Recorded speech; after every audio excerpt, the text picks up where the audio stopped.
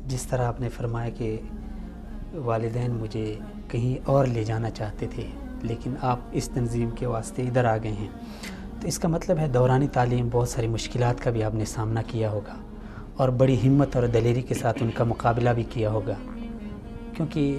حالات شاید اس طرح کے تھے۔ تو کوئی ایک واقعہ آپ سنانا چاہیں گے تاکہ وہ ہماری نئے نسل کے لیے، بالخصوص ہمارے نوجوانوں کے لیے ایک مشعل راہ بنے؟ اصل میں ہر والد یہی چاہتا ہے کہ ان کا بیٹا پڑھے، جی، لیکن مجبوریوں کی وجہ سے وہ اس طرح نہیں جانے دیتے۔ میرے والد صاحب بھی شاید میرے تعلیم کا وہ بوجھ نہیں اٹھا سکتے تھے، اور یہی وجہ ہے کہ میٹرک سے پہلے انہوں نے یہی سوچا ہوگا کہ اس کو کسی مستری خانے میں بٹھایا جائے یا کسی روزگار پہ لگایا جائے۔ جی، لیکن میٹرک کے بعد میں نے کالج میں داخلہ لیا اور میں نے اپنے والد صاحب سے وعدہ کیا کہ میں آپ سے کچھ مانگوں گا نہیں، نہ کتاب کے لیے نہ کپڑوں کے لیے، بس مجھے پڑھنے دیں۔ مجھے پڑھنے دیں۔ اور یہی وجہ ہے کہ مجھے یاد ہے کہ میں نے یعنی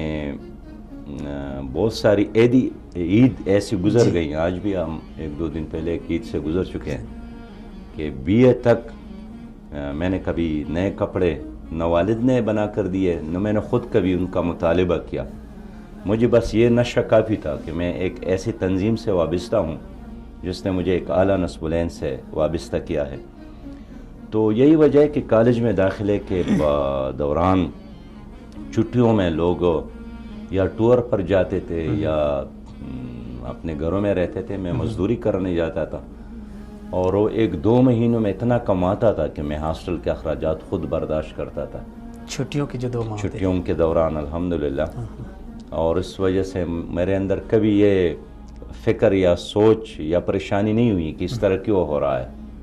میں اس پہ ایک فخر محسوس کرتا تھا کہ میں کما کر اپنے ہاسٹل کے اخراجات بھی، اپنے کتابوں کے اخراجات برداشت کرتا ہوں۔ لیکن یہ ہے کہ آخری تعلیم کے آخری مراحل تک میں نے اپنے والد صاحب کے ساتھ وہ وعدہ نبھایا